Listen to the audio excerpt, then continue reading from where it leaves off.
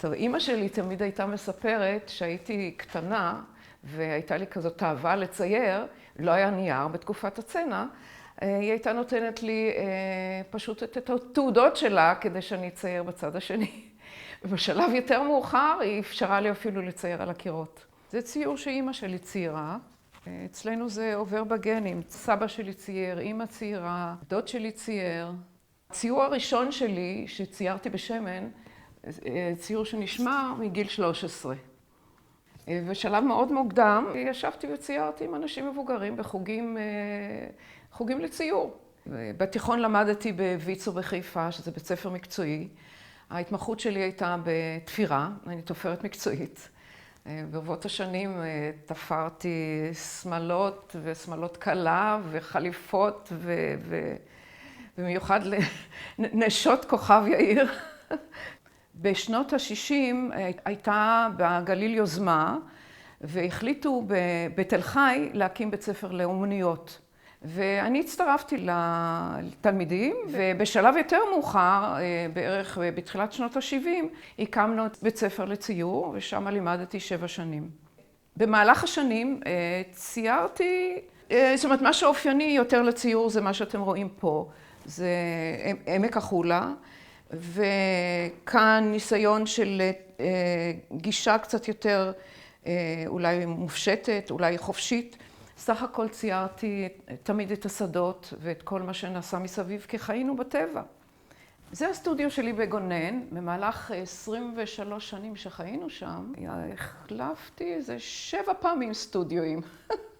ואחת הפעמים היה לי סטודיו בבונקר, וכשהתחילה את מלחמת 73, פשוט העיפו אותי משם, הייתי צריכה לצאת, להתקפל ולחפש מקום אחר. למזלי, או לא למזלי, הייתי האומנית היחידה בקיבוץ, כך שידעו מאוד להתחשב בצרכים שלי, אבל באמת בשנים האחרונות קיבלתי יום עבודה אחד, ואהבתי לצייר את המתנדבות, כי הן היו באות לתקופה, הן היו יושבות לי כמודליות ונוסעות.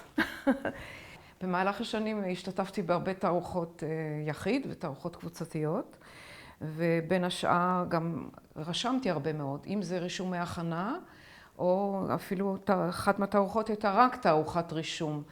והגיע מצב שאני הרגשתי שאני קצת תקועה, ולגמרי במקרה הגיע יום אחד חבר, והביא איתו אומן מאוסטריה, שהוא בדרך כלל נוהג לקיים השתלמויות בקיץ אצלו, ברייכנאו, ליד וינה, שההתמחות שמה בטמפרה ושמן. והוא הזמין אותי לבוא לקורס הזה. וב-77 אכן נסעתי, וכל הגישה שלי בכלל לציור השתנתה לגמרי. באופן בסיסי אני רשמת טובה, כך שזה מאוד התאים לי, ואני גם באופי, יש לי את השילוב הזה של אנרגיות והרבה סבלנות, כי הציור הזה מצריך דיוק מרבי. עשיתי ניסיון לצלם, זאת למעשה אני. כאן, הציור הזה. כשלמדנו שם, אנחנו ציירנו על מזונית. זה על בסיס קשה, מפני שהכיסוי של השכבות לא נעשו על ידי משיכה של מכחול, אלא היינו מורחים את הצבע על חלק הזה של כף היד, ופשוט על ידי לחיצות היינו מחדירים את הצבע לתוך הרקע. במקרה הזה פשוט לקחתי עלים של עלי צפצפה ושמתי בסטודיו, וקצת בצורה דמיונית פיתחתי לכיוון קצת סוריאליסטי בצורה מאוד מאוד מדויקת ואותנטית. הציור הזה שציירתי ב-80 הוא גם בנוי מאותה טכניקה, אבל כאן כבר עברתי לצייר על בד. פשוט התחלתי לחסות את הבד בשכבות של צבע דליל מכחולים. זאת גם כן מתנדבת, שאיפשהו שאנשים נכנסים ומתרשמים, חושבים שזה אני, או אולי הבן שלי. בשנת 80 הגיעה אליי לסטודיו בגונן שרה קישון, אשתו של אפרים קישון, הייתה לה גלריה בתל אביב, והזמין אותי להשתתף בתערוכה.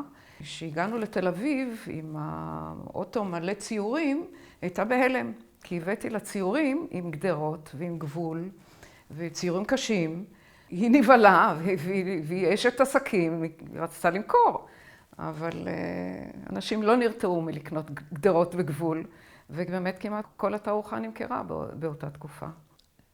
ב-82, מלחמת לבנון הראשונה, אמיר בני הבכור שירת בצור, ולחוסר מזלו הוא היה בדיוק בבניין שקרס באותו זמן, ונהרגו 74 חיילים והוא ביניהם.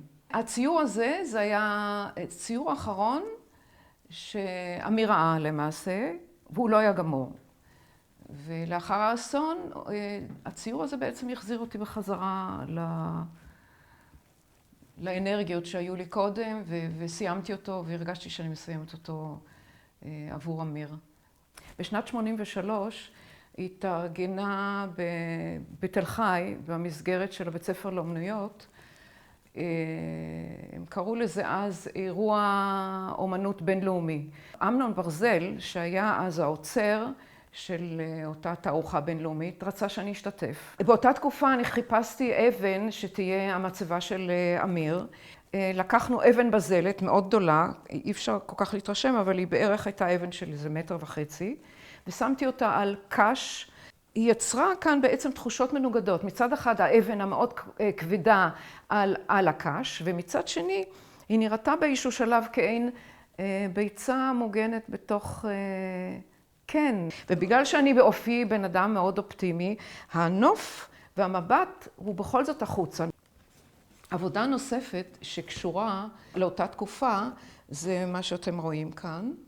זו זעקת כאב וקריאה חזקה מאוד. פשוט לקחנו בת שחור, אני איפרתי את הפנים שלי באיפור מאוד לבן, והצבע שנראה שהוא נשפך, הוא בעצם לקחתי צבע אדום ומרחתי אותו. ולאט לאט התחלתי לקרוע את הבד השחור עוד ועוד ועוד ועוד וממש.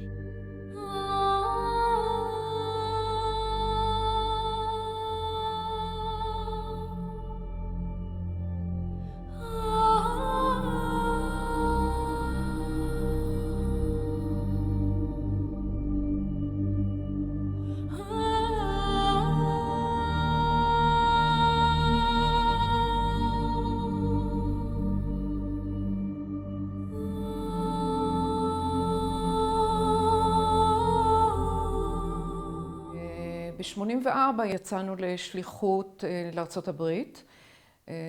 למעשה זה היה רעיון של אמנון, קצת לצאת להתאוורר אחרי האבדה של אמיר. זאת אומרת, כשחזרתי לצייר במרתף במנהטן, קודם כל ציירתי את אמיר. היה לי צילום שלו, אמיר. ציור חופשי, פתוח, בלי טמפרה, בלי רק צבעי שמן.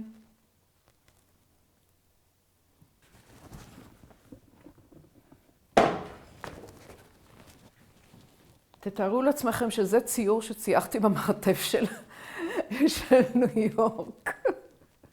אמנון היה בא הביתה ולא מבין מה הולך פה, מה היא מציירת את נוף ישראל שהיא נמצאת בניו יורק. אבל פשוט לא יכולתי לצייר את הנוף שם, כל כך הייתי עוד קשורה לנוף בארץ. זה בעצם בין הציורים הבודדים שנותרו מאותה תקופה. באחת ההזדמנויות ערכנו תערוכת יחיד שלי בסוף שבוע.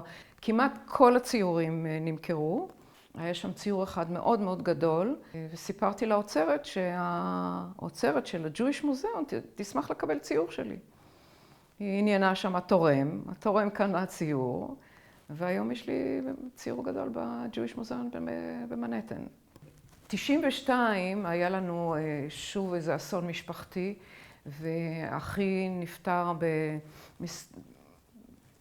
בסיטואציה מאוד קשה. ואיך יוצאים מזה? איך ממשיכים הלאה?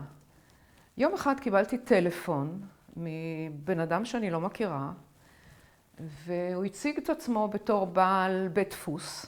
הוא רצה שיהיו לו 3 אומנים לפחות, שייצרו במיוחד עבורו, הוא יהפוך את הציורים לפוסטרים, והרעיון היה להפיץ אותם בבתי מלון. אבל היה לו תנאי אחד, אני מאוד אוהבת את השדות שלך, מאוד אוהבת את הדמויות בשדות, אבל אני רוצה יותר צבע. הציור היחידי בעצם שנשאר לי מאותה תקופה, זה הציור הזה, שהוא יותר פתוח וצבעוני ותוסס. עבדתי איתו במהלך שנתיים, יצאתי איתו לשתי תערוכות בארצות הברית. הוא מכר כמעט את הכל, הוא הפיק על חשבונו קטלוג, הוא לא הצליח להגיע למטרה שהוא שאף להגיע אליה, והקשר בינינו נמוג. ב-96 הוזמנתי להשתתף בתערוכה בגלריה בנווה צדק, והאוצרת של התערוכה הציעה לי שאני אחזור שוב על משהו שקשור על מותו של אמיר. אני ידעתי כל הזמן שאני רוצה עוד פעם איזושהי דמות בתוך השדה. באותה שנה, הבן שלנו, שמצויר כאן, בצור, היה אחרי הצבא, והוא נסע כמו כל החבר'ה צעירים לסיבוב שלו במזרח, ומשם קיבלנו פקס, ובפקס הוא אמר, הורים יקרים, החלטתי להיות אדריכל שאני אהיה גדול. אנחנו לא הבנו בכלל מאיפה זה נוחת, כי לא בא לידי ביטוי שום גישה אמנותית, מלבד העובדה שהיינו בניו יורק, הלכנו הרבה מאוד לגלריות ומוזיאונים, ואז התבשל הרעיון לקחת אותו לשדה, לצלם אותו בשדה, ומזה לפתח את העבודה שלי לקראת התערוכה ב-96. וכך עשינו. הוא נשכב על האדמה, חיבק את האדמה, הוא עוד הספיק בנערותו להיות קצת חקלאי בקיבוץ, וכאן שוב ככה התרפק עליה. כאן בציור הזה גם רואים את העניין הזה של השכבות, עם כל הכחלחלים והגלגלים והעוקר שמבצבץ מתחת. זה כמובן ציור עם אסוציאציות הרבה יותר קשות, הוא מדבר בפני עצמו. מה שבעצם רציתי, שצור יצלם אותי, נמצאת בתוך התכריכים האלה. והוא לא הסכים לעשות את זה. לא רק בגלל התחושות, אלא בגלל העובדה שהוא אמר, נעשה בדיוק ההפך. אני אהיה שם בפנים, ואת תצלמי, והיה מאוד קשה. עברה בראש שלי, עברה מחשבה, מה, אני אכניס את הבן שלי בתכריכים. ציור ששייך לאותה סדרה, זה סלע בזלת. הוא מעורר גם אסוציאציות של אולי גופה בפנים, כי אנחנו רואים את הקבר. אבל יש כאן בעיה. אי אפשר להכניס אותה כי היא רחבה. מצד שני, יש אור שיוצא מהקבר עצמו, כך שזה משאיר סימני שאלה פתוחים. סיימנו את הסדרה של הצילומים האלה, אמרתי לצור, פשוט תעמוד בשדה ותצרח. הוא צרח, אני רוצה אהבה. האהבה הגיעה אחר כך. ב5 שנים האחרונות אני עובדת עם הבן שלנו, שהוא אדריכל, למדתי את התוכנה של האוטוקאד וסקטשאפ, ואני עושה לו הדמיות לווילות שהוא מתכנן ולעיצובי פנים ולעבודות האומנות שהוא יוצר.